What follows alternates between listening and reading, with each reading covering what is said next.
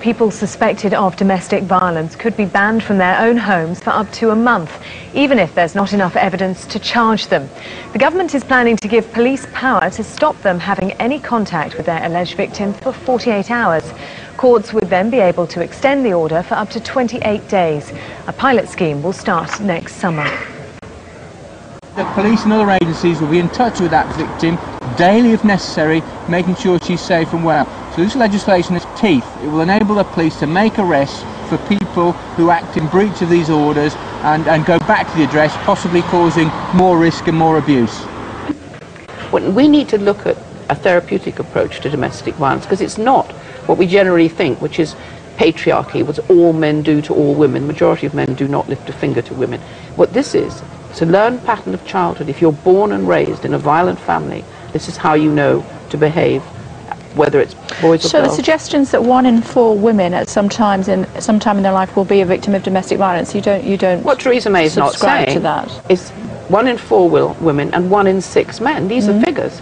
2 women die every week. So they need to be separated for but 1 woman, parties. 1 man dies. Well, what we need to do is to come into the home where there is domestic violence with a therapeutic approach to both sides, because you know you all weep over baby P, but when he grows up to be a monster, you're going to hate him. But in the first instance, both sides need to be separated. But throwing him out of the house for 48 hours doesn't help anything, because half the time he's going to be innocent, and it just makes the condition worse. So what should happen? Where there's suspected domestic violence, the police should be involved, and the next day the matter should be taken up with the refugees and with the social services and other people involved. So if there has been domestic violence, you think that the police shouldn't act until the next day?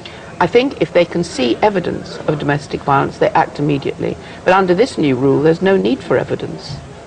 It's not a matter of not having any evidence, it's a matter of not having any evidence that could be taken to court.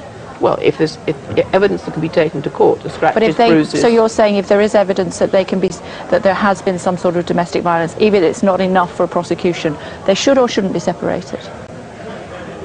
If there's any evidence, they should be separated. But the majority of what happens is there is no evidence. It's just simply on the say-so of the person making the call, which is always, virtually always women.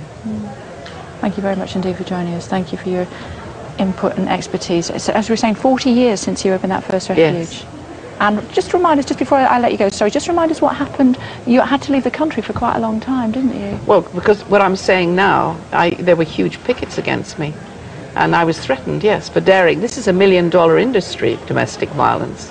And the women who control it are not about to let any kind of evidence in that's going to take away the money. What do you mean by that?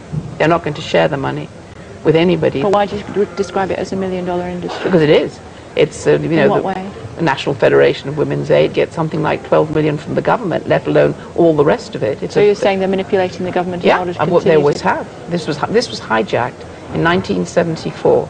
And what I'd said from the very beginning, which is that it isn't a gender issue, it's an issue of learned pattern of behavior in childhood, was actually superseded by a very highly efficient machine called the feminist movement, which simply claimed it's what all men do to all women. So you're suggesting that generally women are manipulating the system in order... Yeah, because everybody knows, and the figures have been there for years, the worst violence is between 2 women.